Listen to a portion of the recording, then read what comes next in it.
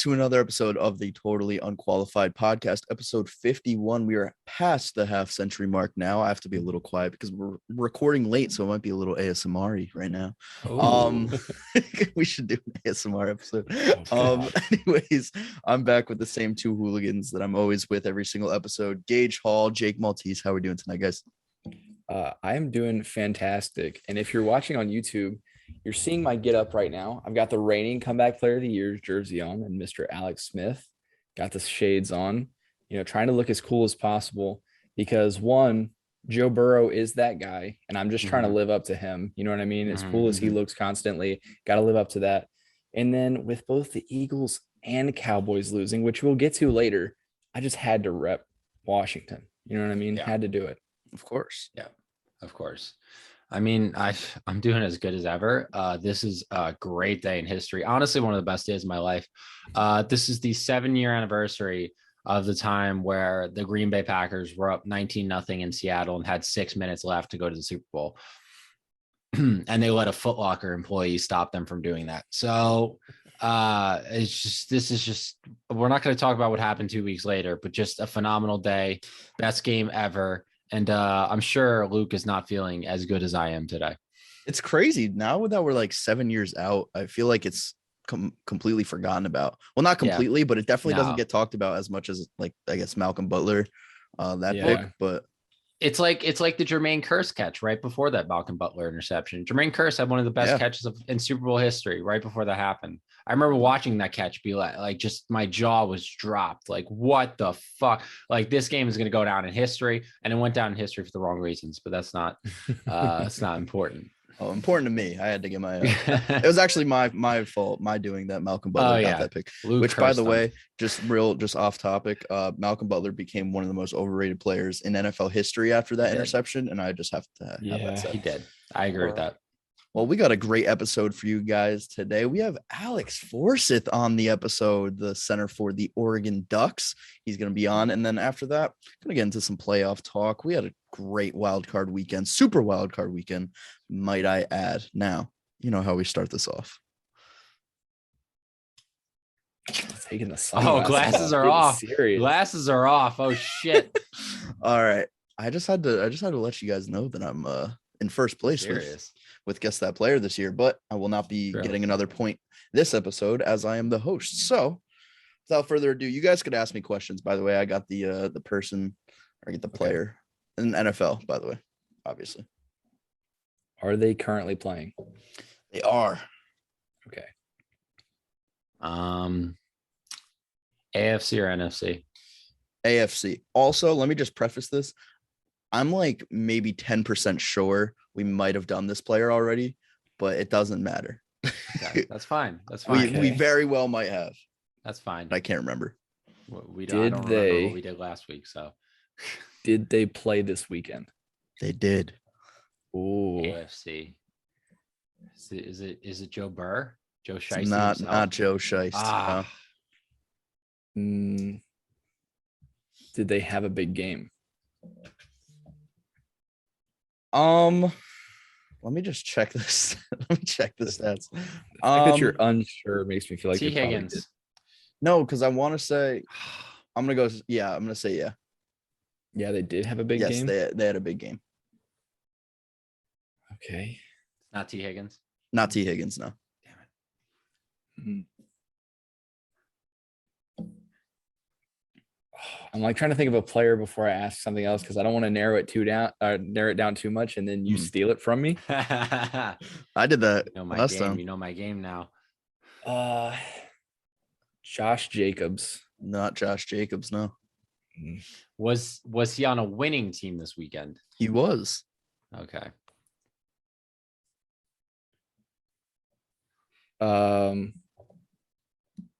Shit. Offense or defense? Offense or defense? Offense. Okay. Offense. And they had a big game on a winning team. Let's get the team.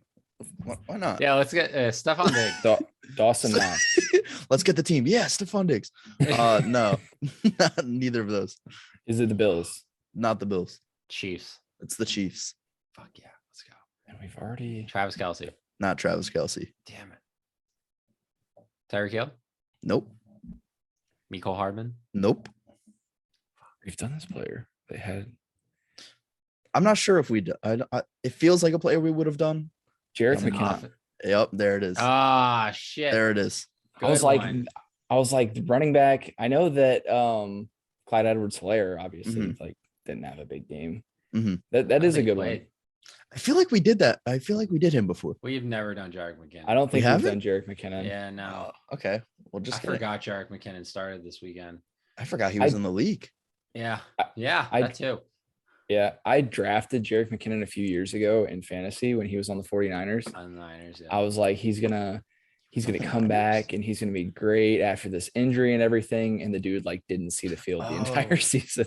Was that the year that Tevin Coleman went to the Niners too? I feel like that was. I think I kind of want to say that was last year. That was 2020. I think he was on the Niners before that too, though. I might be tripping. I don't know. Tevin Coleman went to the Niners. The year Kyle Shanahan went, I believe, because he was with him in Atlanta. There's a 2-year gap in his PFR stats. So yeah, because he was injured for both of those years. Yeah. So, all right, Jerick McKinnon. All right, guys, and we are here with the one and only center of the Oregon Ducks, Alex Forsyth. Woo! How are you doing, Alex? Thank you for coming on the show. I'm doing good. Really, really appreciate you guys having me on. Oh, we appreciate it 10 times more. We really do. So I just want a quick ask. How was your winter break? I know it was a tough season for you guys. Tough, hard fought season. So how are you doing? Yeah, obviously didn't end up how we wanted to. Didn't finish the season strong, which is tough because that's a lot of what we emphasize here at Oregon is finishing strong. And the last quarter of the season, losing 3 out of the last 4 games, definitely tough. And obviously the coaching changes, definitely a lot of adversity for this team. But, I think we showed a lot of promise. First half against Oklahoma, we were getting our butt kicked and then kind of came out in the second half firing. I think we scored on 3 straight drives, all plays, I think over 20 plus yards, if I'm not mistaken, on the touchdown. So, for us, that was big for us just to see the teams fight. And, we had to play a lot of young guys, had a lot of guys opt out, transfer. So it was a lot of guys' first college experience playing the game. So, I think we showed a lot of promise. For us, obviously that's not our standard. That's not how we need to play games. We come here to win games. So for us, that's going to be a huge emphasis is no matter how young you are, you got to be ready to play. So, I think just finishing the way we did, it kind of lights a fire under you more than the internal motivation you already have. So I think for us, that'll, getting that fire and being uncomfortable this entire offseason, will bode well for us, going into next season. So I'm excited for it. Wow. Well spoken from the leader of that line. Wow.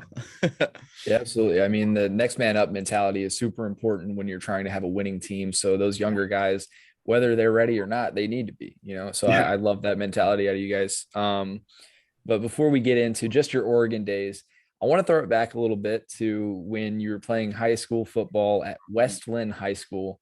And you're talking about winning with the Oregon Ducks. You were a winner way before that because you were part of the team that won the first state title for Westland High School in Oregon. Tell me what that was like a little bit. Kind of talk me through that championship team and what that season was like, going undefeated. Yeah, that sent chills down my spine. I always remember, I love college football, but that last year of high school I had was, phenomenal. And, the same kind of thing happened the year prior to that. We lost a close one in the state title game, and we had a bunch of seniors. We had like 30 seniors coming back, and all of us, we had myself, Tim Tawa, who ended up he's in the Major League Baseball right now. Elijah Molden got drafted 3rd round to the Titans. We got like 6 other guys that got picked up by D1 schools. So we had a good core group of guys. So we had a lot of seniors, and we had our coach Chris Miller is a Oregon Football Hall of Famer.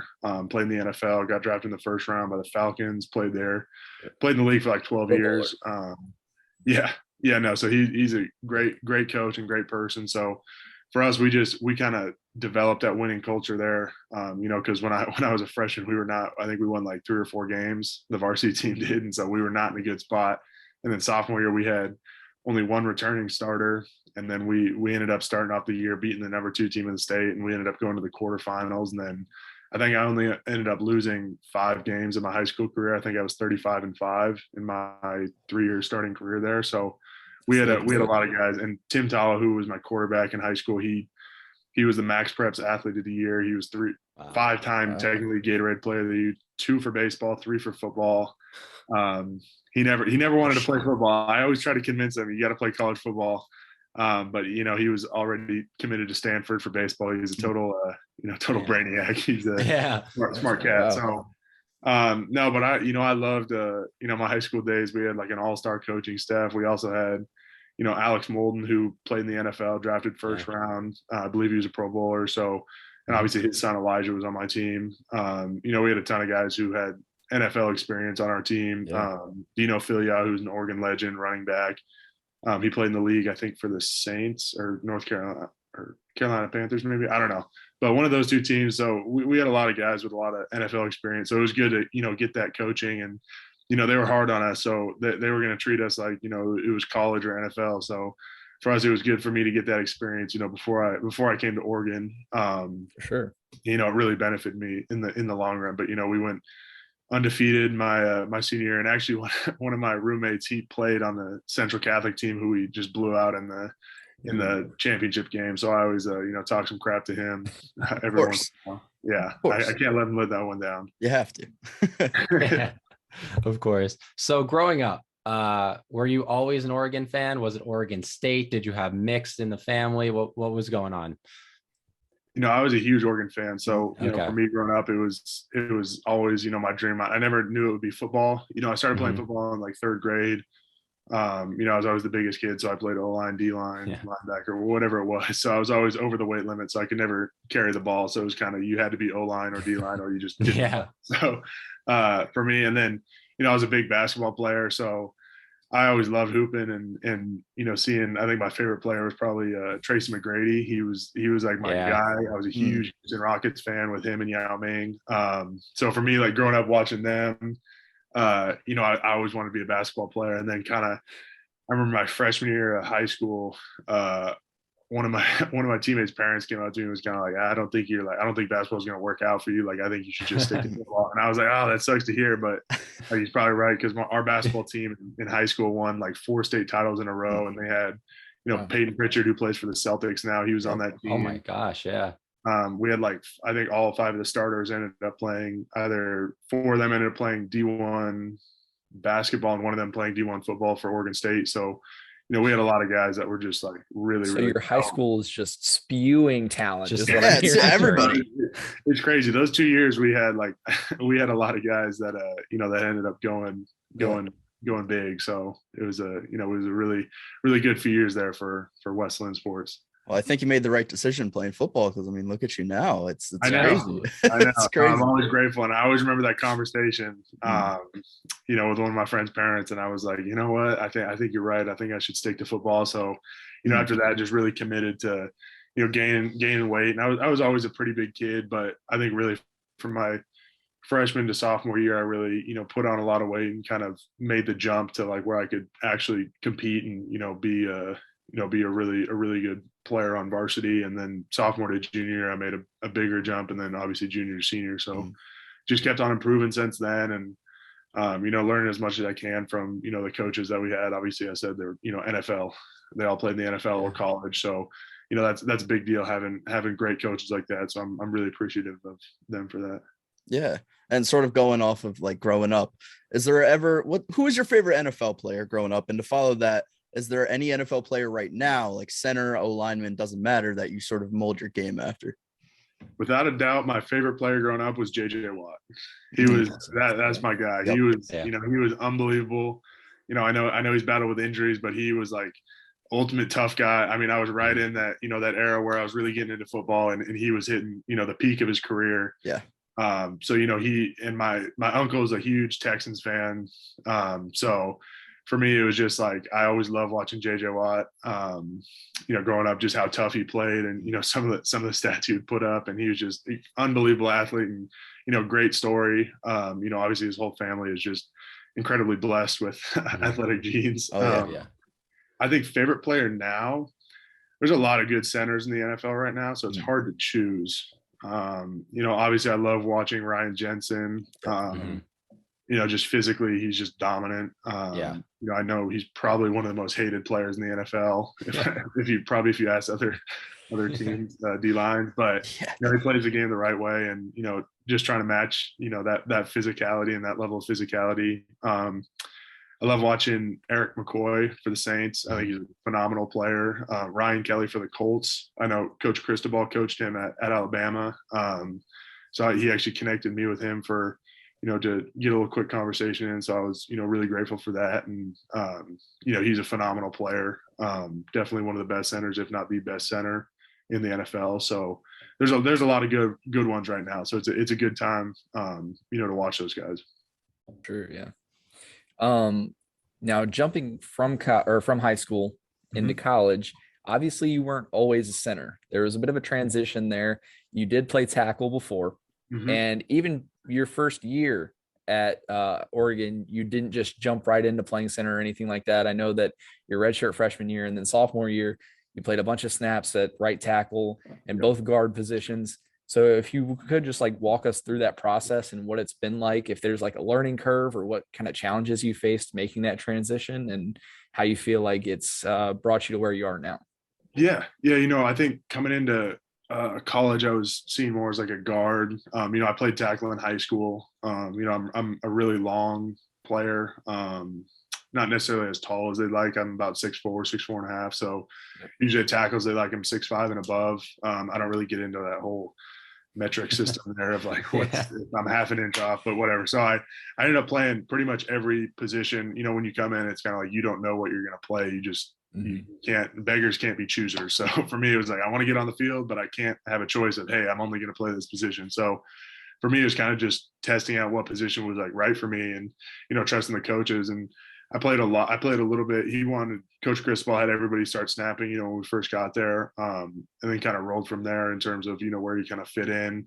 And then once Coach Mirabal, my line coach who just left for Miami, once he got here, he was big on position flexibility, especially with the younger guys, because the lineup was kind of set already. We had all 5 of the guys that started. I had 5 guys. So my first year, Tyrell Crosby got drafted to the Lions. And then years after, we obviously had Jake Hansen got drafted to the Packers, Shane Lemieux drafted to the Giants, and Penei Sewell obviously was a top 8 pick to the Lions. Trying to think of who else we had. Calvin Throckmorton, he's starting for the Saints right now.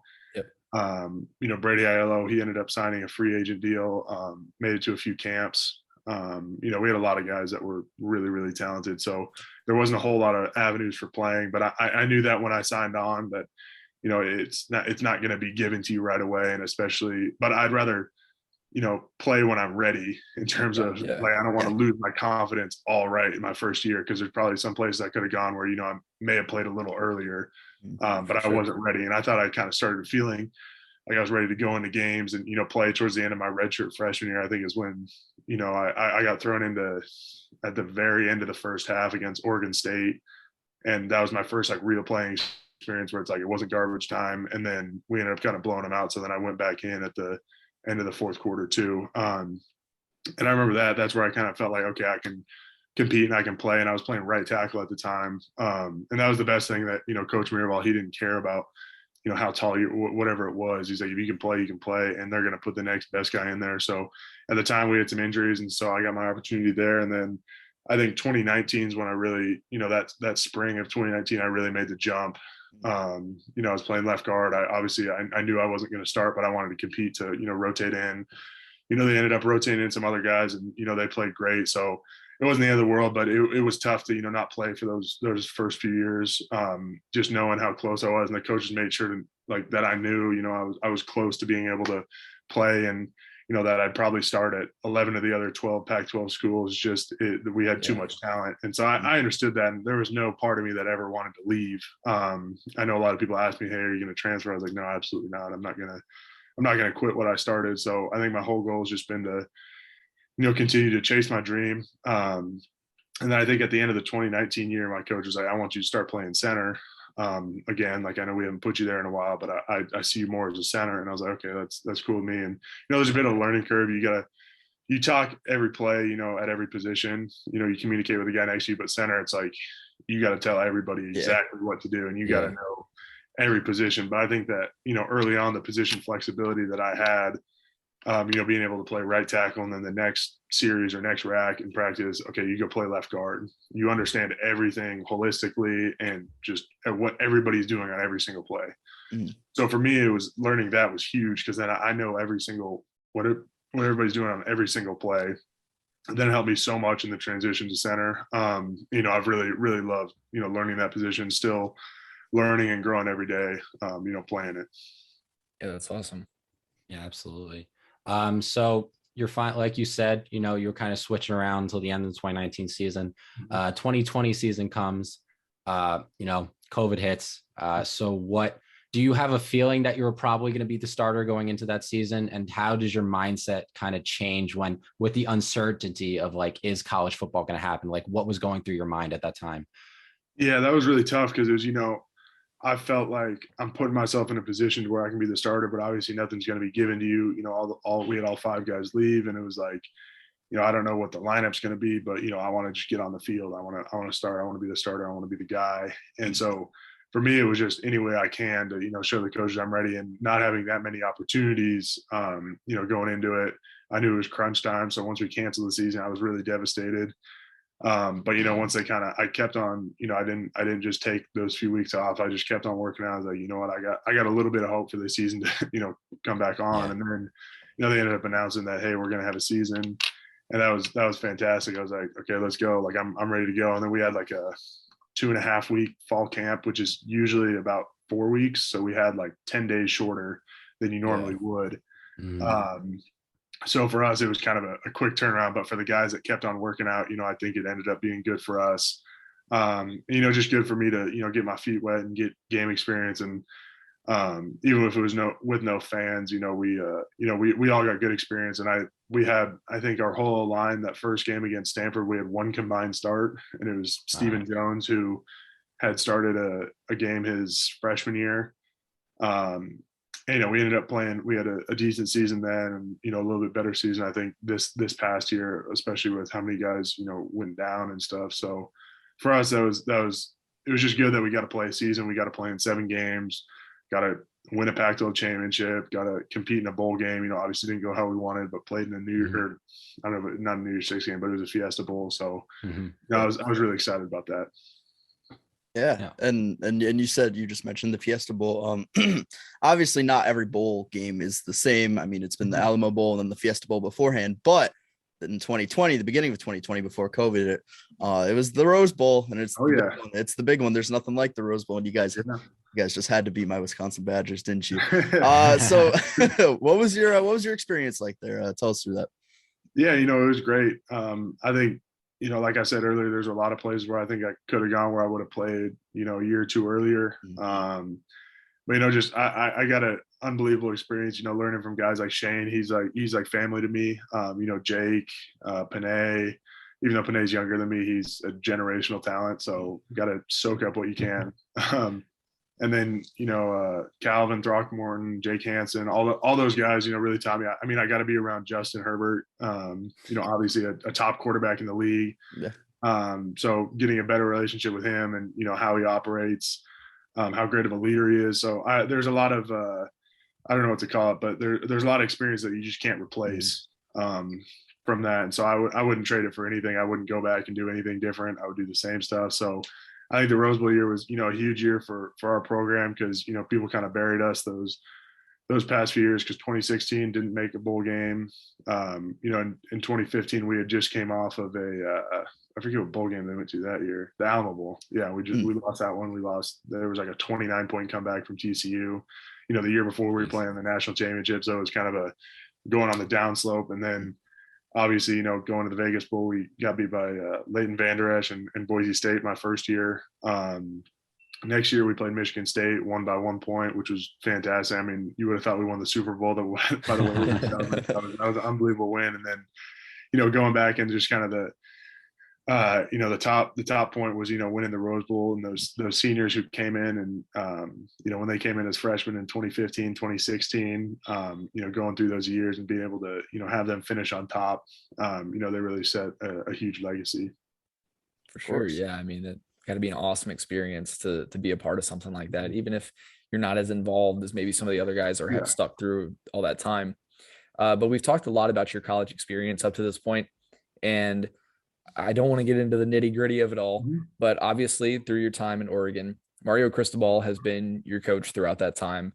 And you are now going through a coaching change for the first time.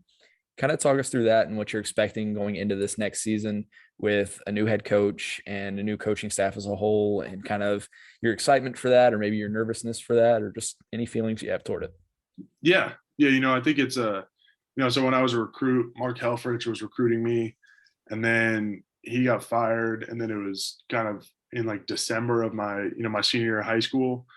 And then, Willie Taggart got hired. I didn't know if I still had a spot there. They hired Coach Cristobal as O-line coach. And, there's a brief moment there where it was like, I obviously I really want to go to Oregon, but I have no idea if they're going to take me. I really have no idea. And then Cristobal, made sure he knew, like, he wanted me there, and Coach Taggart made sure.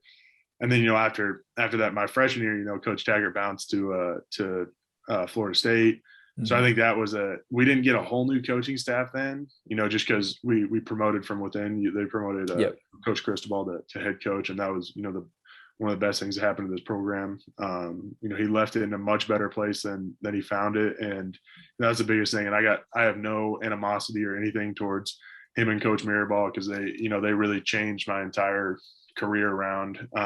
They changed me as a player and as a person. So I think for me, it's some people can hold a grudge and stuff because they just got here and, they were recruited by Cristobal, and whatever it may be. But I have nothing but love for, Coach Cristobal and Coach Mirabal, all those coaches that went to Miami. They're forever going to be, part of my family. But I'm really excited for this new future, with Coach Lanning coming in.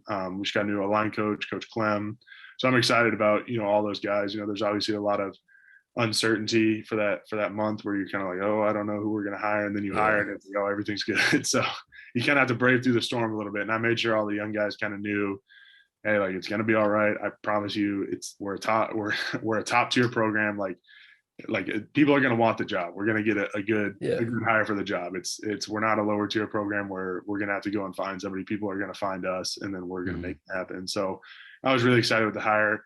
Honestly, I knew who Dan Lanning was, but I didn't hear his name come up in the search at all, because I never really know what to believe on social media when that comes up, because reporters out, hey, like, I saw some reports that, hey, like, Oregon is scheduling a team meeting today and we didn't even have a team meeting, or they're like, hey, I'm hearing this guy's the favorite of the candidate. I've never heard that, like, whoever it was.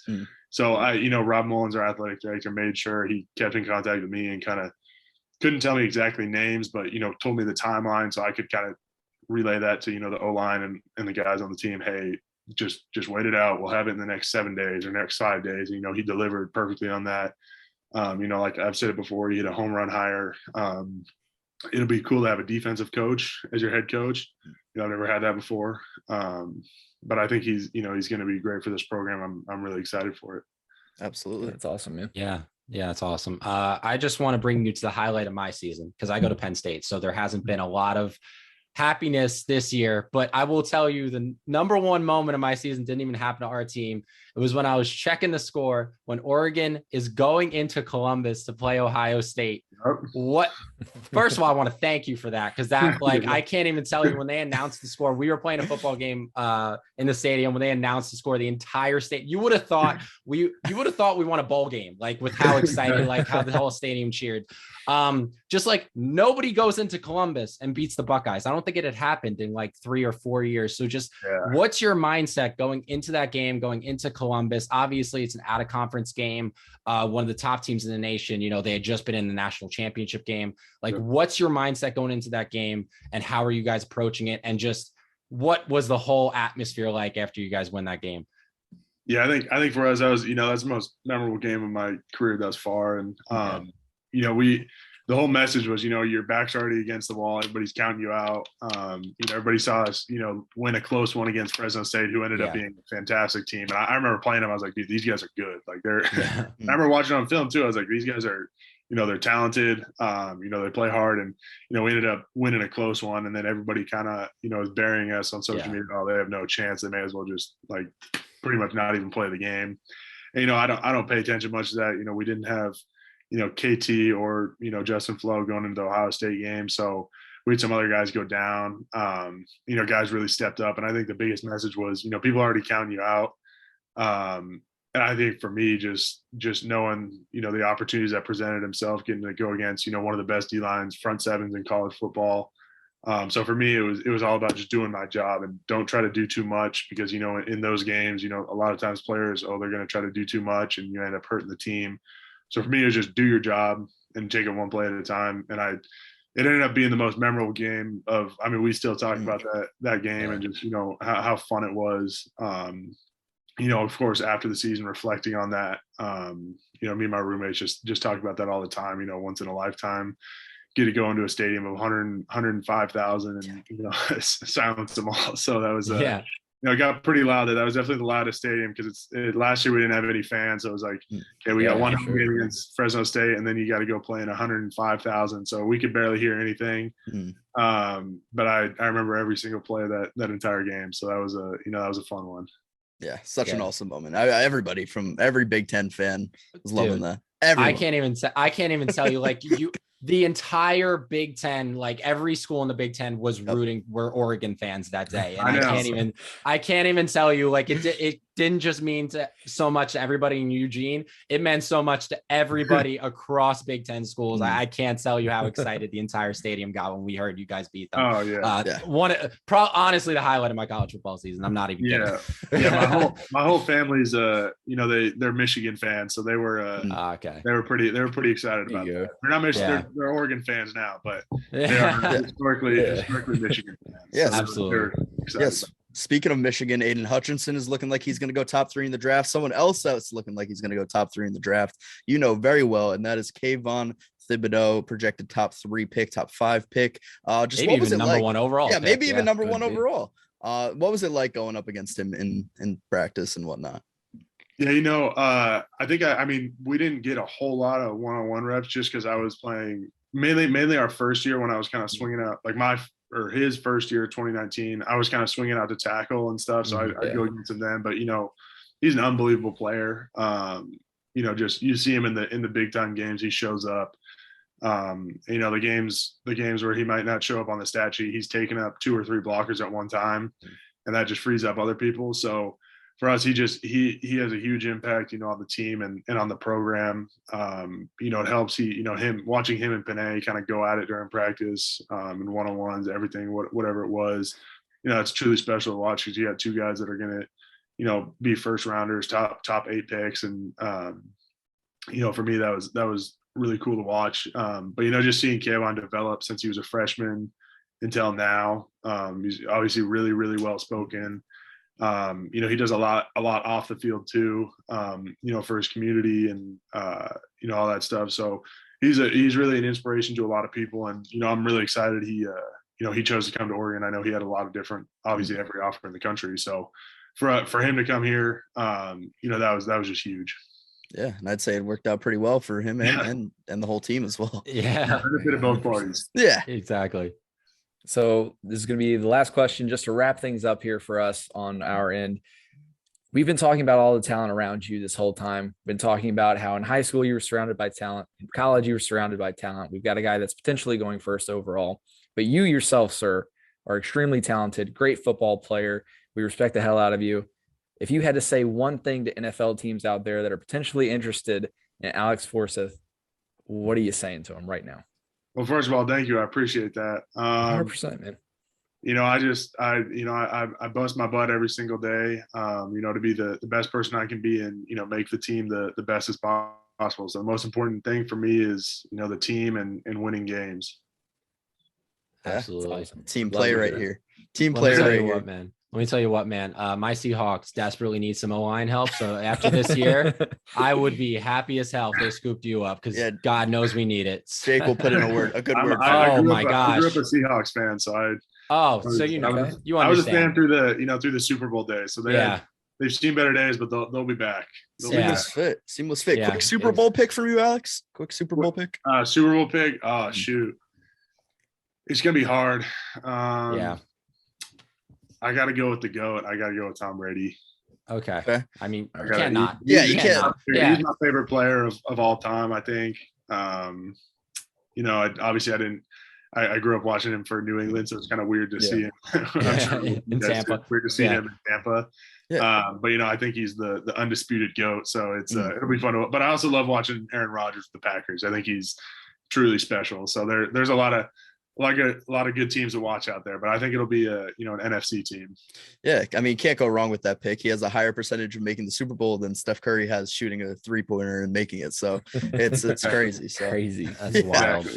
All right, Alex, thank you so much for coming on the podcast. You were a great guest. We loved having you on. Appreciate it so much. Thank you guys. I really do appreciate it. I really do. Of course. Thank you, man. Thank you so much. We're rooting for you. Good luck for the rest of good luck for the new season. Awesome. Appreciate it, y'all. Yeah. Have a good day. Have a good one, man. And once again, thank you to Alex for joining the pod. We had a great time chopping it up with him. We learned a lot about him and just how football works in the college realm and all of that. So that being said, we had a great Super Wildcard Weekend. Super Wildcard Weekend. And we're going to start things off. Josh Allen. How could you not? How could you not be a romantic about football, man? Led the perfect game, pretty much. The first perfect NFL game in history. No punts, no fourth downs, no field goals, no turnovers. And they demolished the Bill Belichick-led defense in the Patriots. So I'm going to start with you, Jake. Just gush about Josh Allen for a little bit. Oh my gosh, dude, where the fuck was this in the regular season? Like what was going on? Where was this, bro? Last quarter of the season, he actually was pretty good. Yeah. It's been ramping up to this. Yes. He this is the perfect time for him to come out. Like, I can't even be mad. Like, if you're going to turn it on, at least turn it on in the playoffs. And he did exactly that. I don't think any of us are shocked that this could happen. I think we're surprised that it did happen, but we all know how potent that Bills offense is, how insane that Bills team is.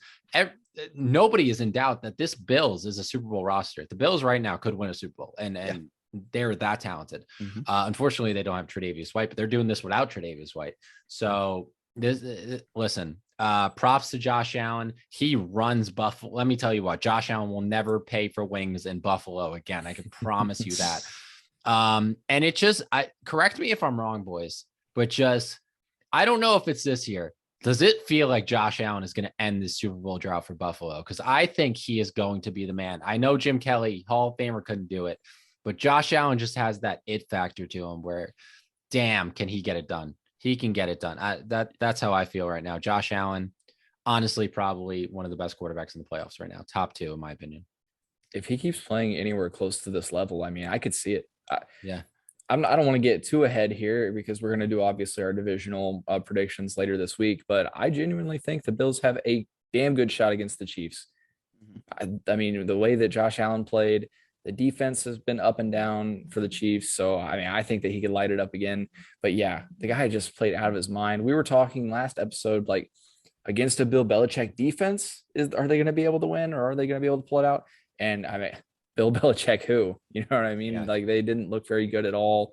The Patriots as a whole were sloppy. Mac Jones didn't play well. And like I said then, and I will continue to say for the foreseeable future, I will never, ever, ever take a rookie quarterback in the playoffs. It's just not smart.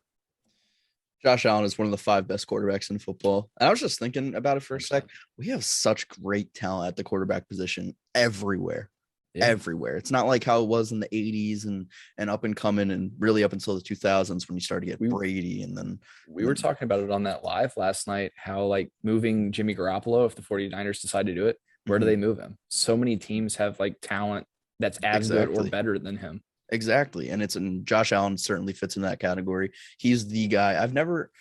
I feel like we talked about this in one of the earlier episodes of the podcast, but you think of quarterbacks that just totally like are shaped by the city that they're in and are like defined by the city. Josh Allen spews Buffalo at like it's in his blood. It is so perfect.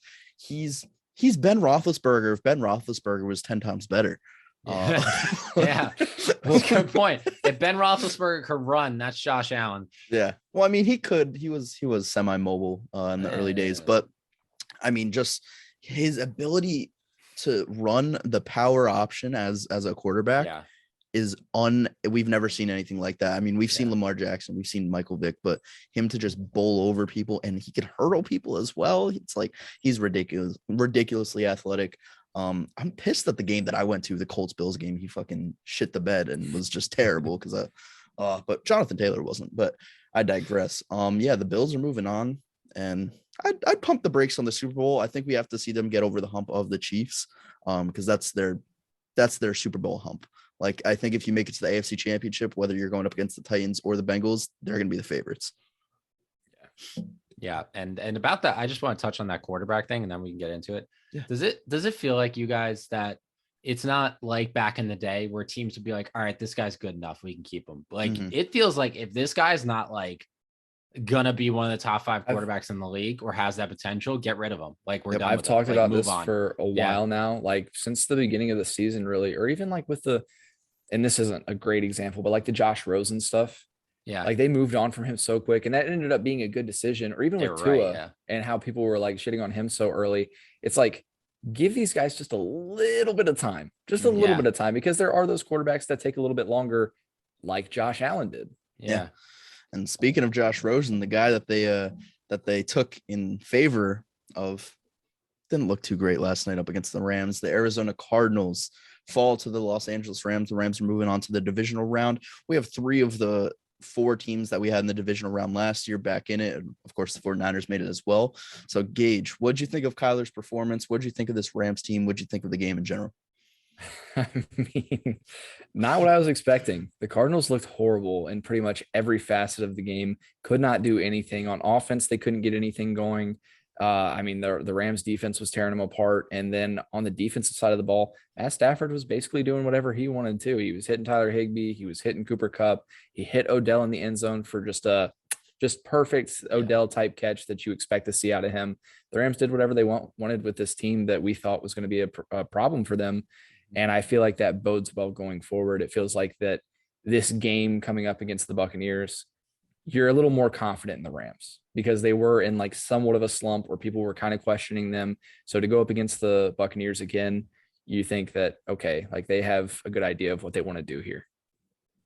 Yeah. And listen, it's scary when you get Odell looking. Odell looks like his giant self. He looked really freaking good. And what did I say? I said Sean McVay had an entire fucking playbook just for the playoffs that he hadn't touched all year. He'd been foaming at the mouth wanting to touch it. And I saw like 6 plays in this game that I hadn't seen all year from the Rams.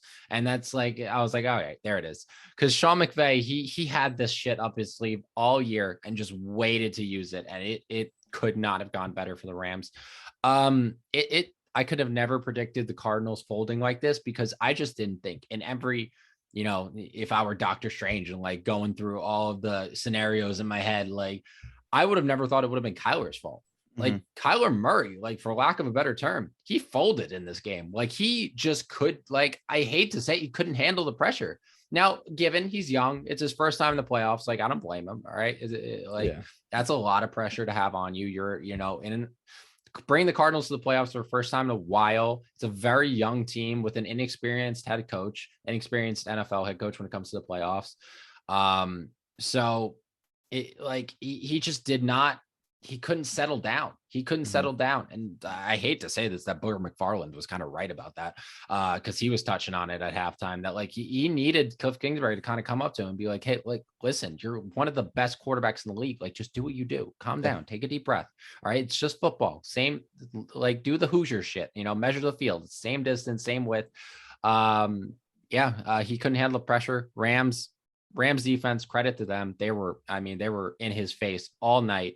Von Miller had a good game. Just this entire Miller's Rams been playing great recently. Oh my God. Yeah. Oh my God. Acquisition for them. He's found another gear. Just every piece on this team was rolling last night for the Rams, and no NFC team wants to play them right now. I can guarantee you that. This team is fucking scary, and no NFC team wants to play them. Yeah, I mean, I gotta pat myself on the back because mid-season, when the Cardinals were like 7-0, I said that I thought this team was going to make the playoffs, but they were going to be too small for the spotlight, and that's exactly what they looked like. But I, like you said, Jake, I wouldn't have expected Kyler Murray to be the main reason that they lost this game. But you saw ever since DeAndre Hopkins got hurt, this Cardinals team was not the same. That was not the same. And it's so weird because while DeAndre Hopkins was in there, AJ Green was looking really good. Christian Kirk was looking really good. Rondale Moore was looking really good. Even Zach Ertz, and they were just nowhere to be found ever since he left, really. So that's just a credit to how amazing DeAndre Hopkins is. The Rams won this game by taking the ball out of Matthew Stafford's hands. Yep. Matthew Stafford only threw the ball 17 times.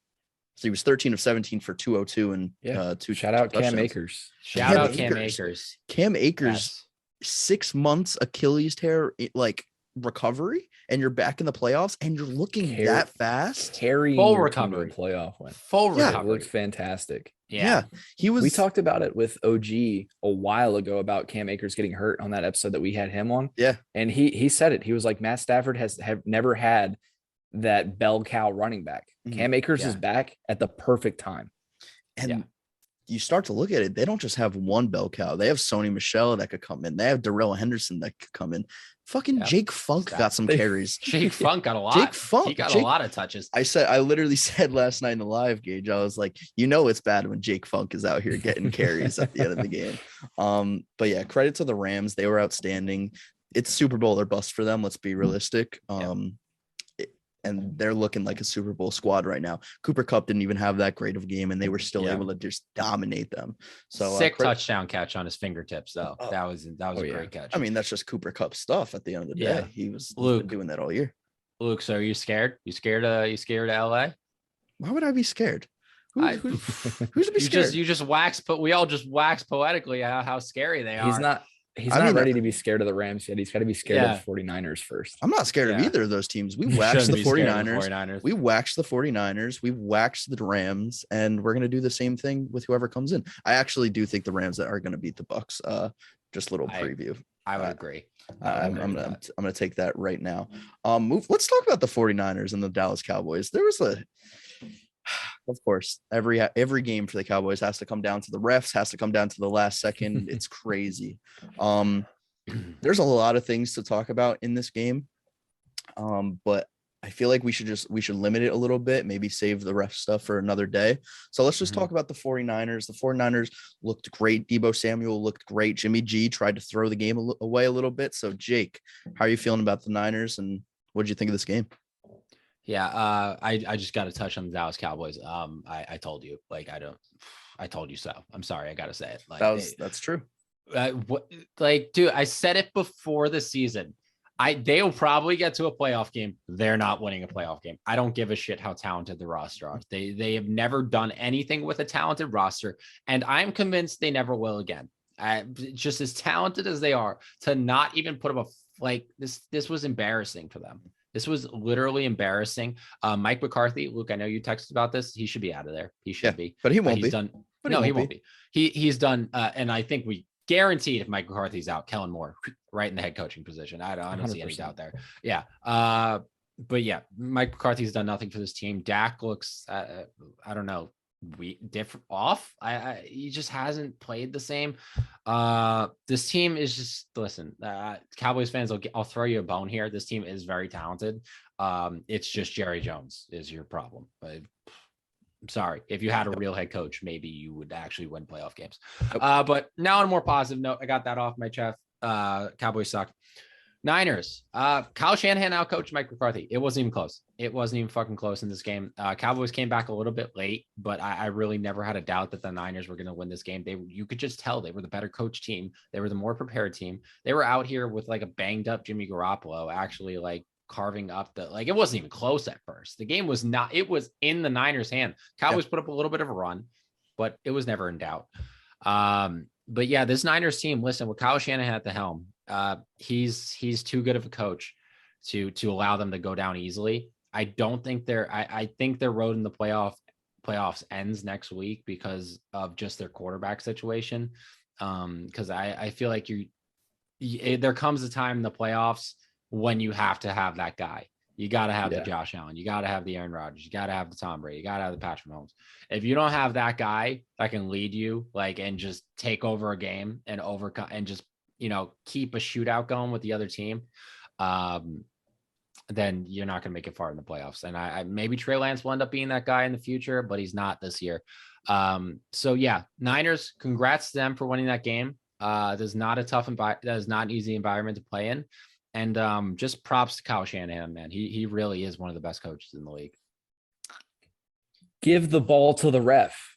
Yeah. How long have you been doing this? Give the ball to the ref. Thank you. It's not rocket science. I don't know. I took the Cowboys in this game, but really the 49ers winning is not a surprise. I don't think any of us are really surprised by that. It's just that, Luke, you and I thought maybe the Cowboys could pull it out just barely, and they still end up screwing it down the line. So, I mean, I don't know what to tell Cowboys fans at this point. You're not going to get the respect because the team just simply will not go out and earn it no matter how well they do in the regular season. As far as the 49ers go, yeah, shout out to them. Very, very well coached team. And honestly, props to Kyle Shanahan, because I know a lot of people early in the season, myself included, were kind of questioning him. And it's like, is this really the guy for the 49ers, considering how they started and everything? They're in the playoffs. They've won a game. And honestly, they've got a great team right now. When the Cowboys have to prove something, they always fail. They always fail every single time. Ezekiel Elliott might have had a good regular season. By good, I mean barely getting over 1,000 rushing yards. I mean, credit to him, one of only like 6 or 7 running backs to do so. But he does nothing for your team. He offers nothing to your team when it matters most. He's just gone. And you know who else is gone when it matters most? Dak Prescott. That's a problem. You know who else is gone when it matters most? Mike fucking McCarthy. I dealt with this for year after year after year after year. He is the biggest fraud, but you know what? He's a pushover. So Jerry Jones loves that guy, loves him. They had beer and nachos at Jerry Jones' house before he hired him. They became boys. I mean, the whole nine. And it's crazy. It'll never change with Jerry Jones. I don't think they're ever going to win another championship as long as Jerry Jones is still in the position that he's in. But going back to the 49ers, credit to them. Their running attack was awesome. Deebo Samuel was awesome. Jimmy G, like I said, like I alluded to earlier, trying his best to throw the game away. And he sprained his throwing shoulder in this game. So that will be interesting to see moving forward. But I love how they said that they practiced that last quarterback draw so many times in practice. Like it was perfect every single time in practice. Yeah, if you practice it in practice, exactly how we drew it up. Yeah. Then you give the fucking ball to the referee and not spot. Who spots the ball by themselves? I've never seen that. I've never seen that either. No, let's spot it at the 3-yard line. Why? Let's just go fucking crazy. Let's spot it wherever the hell we want. I've heard people bring it up too. Like, not only did they spot the ball themselves, but it's like, if you know that that's something that you're going to do, let the refs know ahead of time. Like, let the refs know this is the play we're about to run. We want you to be ready for that, because it felt like obviously the refs had no clue what was about to happen. Yep. They were ill prepared, not blaming on the refs, of course, because you still got to give the ball to them. They have to touch it. You know that, but it's just ridiculous as a whole. And I've seen a lot of media personalities say that it was the perfect call for that situation, which, granted, if you had a little bit more time left on the clock, I think that's a really good call. But you have to be aware of the amount of time on the clock, and you're doing it in such a high pressure situation where you're relying on every single one of your players to get set, every single one of your players to run down the field, and the referee to run down the field as well and be there to be able to spot it. Like, in that moment, in that time period, you can't rely on everything like that to go perfectly. So I don't think, hindsight's 2020, but it was a terrible call. I know the 49ers are running sideline defense, and you're like, it's going to be harder to get out of bounds in that way. But I mean, as much as PI is drawn when throwing down the field in those kinds of situations, and you have this receiving core that is easily one of the best in the league. Obviously, you're missing Michael Gallup, but it's like, trust your guys a little bit. Yeah. And the thing that pisses me off is like, people are acting like if they get that, like, yes, let's say they do spike the ball with a second left.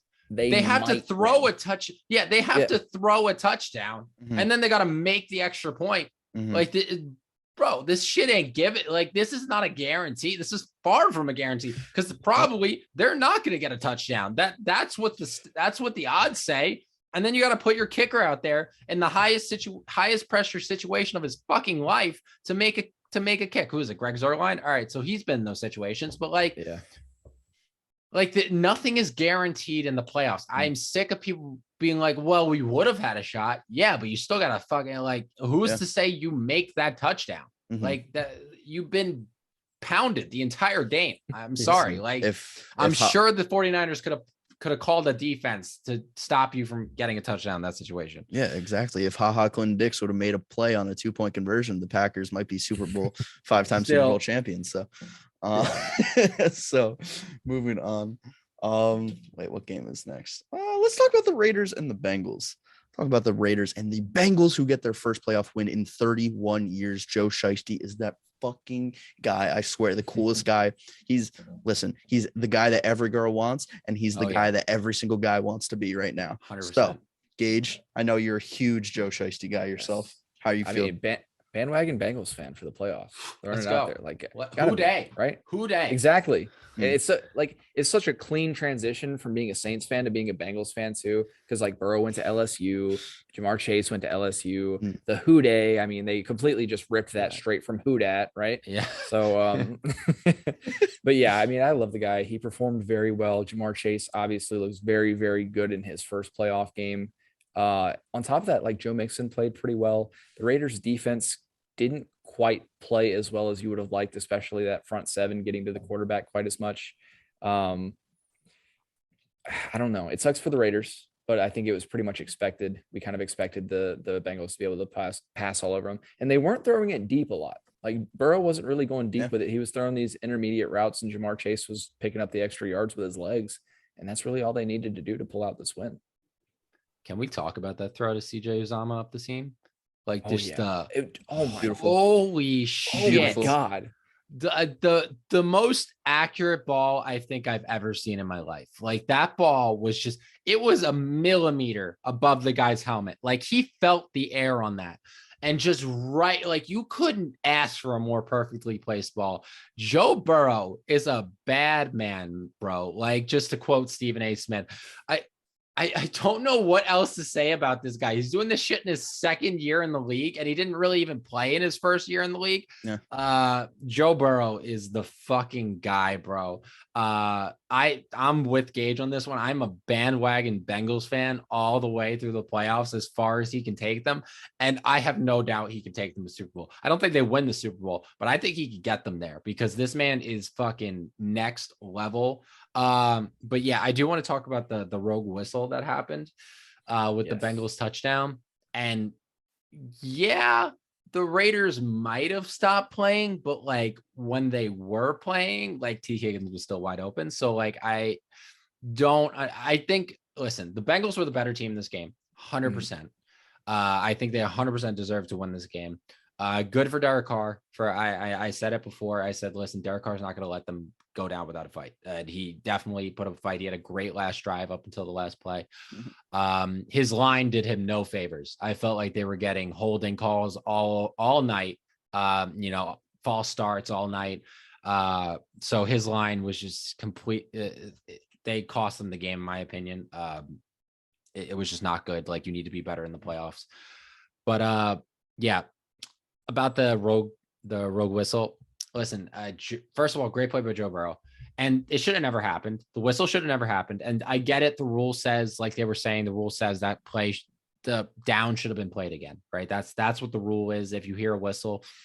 But at the end of the day, yes, that's the rule. But all these Raiders fans being like, okay, the refs cost this game. All right, yeah, the down should have been played again. Bro, this is in the second quarter. You're gonna look at me and be like, one touchdown in the second quarter changed this game when it was a close game all night. You had like fucking 7 other possessions to get the lead back. You had so much time and the way the Bengals were going on that drive, I guarantee they probably would have scored a touchdown. They were cooking. They were just rolling. But yeah, and I feel like T. Higgins, like the play would have been made anyway. Like the Raiders corner gave up a little bit at the end, but I feel like the ball was out of reach anyway. But yeah, the Raiders fans, you have no excuse. Your team has no excuse. You had all fucking game to get. It was one touchdown. You guys were a touchdown away from winning the game. Like you had 7-8 other possessions in the entire game to get the lead back. I don't care that this happened. You had so much more time to win the game. So I have no sympathy for you. Should the down have been played again? Yes, but I still have no sympathy for you. The Bengals were the better team in this game, and they deserve to win.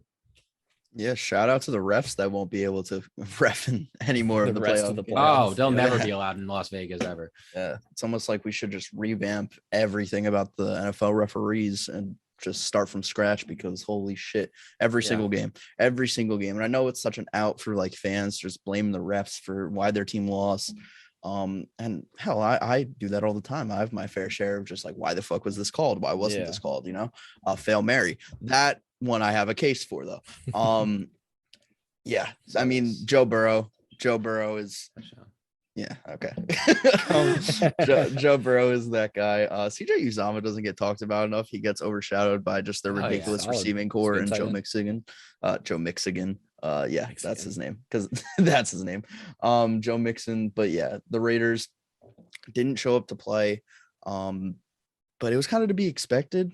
Like I sort of said, I didn't really give them a chance. They had a shot at the end there. I don't know why Derek Carr was trying to throw it. Like he didn't throw into the end zone on that last play.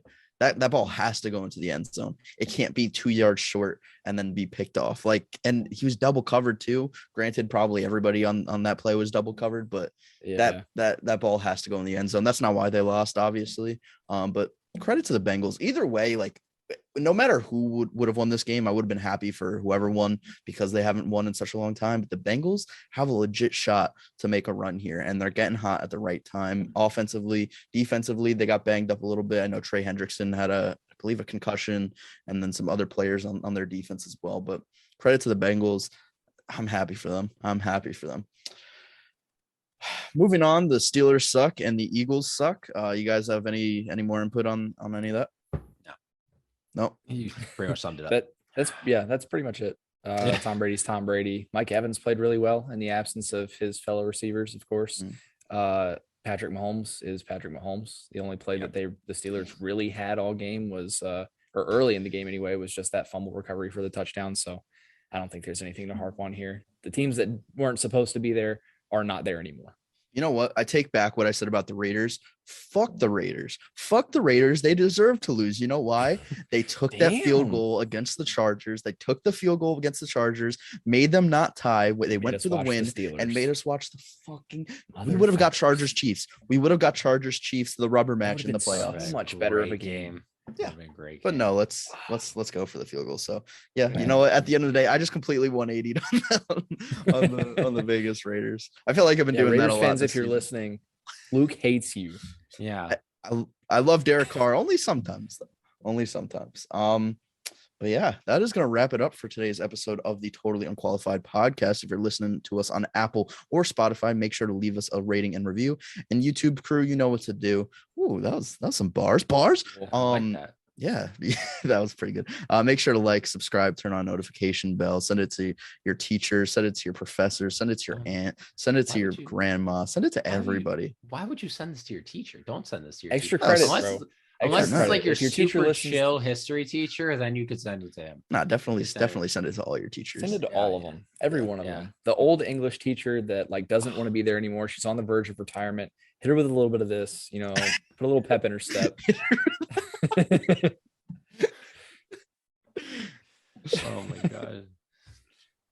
But anyway, that's going to be it for us, guys. Follow us on all of our socials. I am Extra Points on TikTok. Jake is Jake Maltese 3. Luke is Football Fan Zone. And then we also have our Totally Unqualified accounts, which are literally everywhere. I mean, come on, TikTok, Twitter, Instagram. We're on YouTube, as Luke said. We are everywhere. Follow us wherever you can. We very much appreciate it.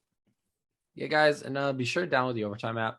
We do pools every single week. This week we're giving out, what's the prize this week? It's a food delivery, I believe. Seamless. It is seamless. Seamless food delivery. Free. I don't know how much, but it is free food delivery. So that's fucking awesome. You're saving yourself a trip to the grocery store or to a restaurant to get takeout. That's awesome. So be sure to do that. Literally all you have to do to like enter is download the Overtime app and join a pool. Like it's the easiest thing in the world. It's in all of our bios. Free.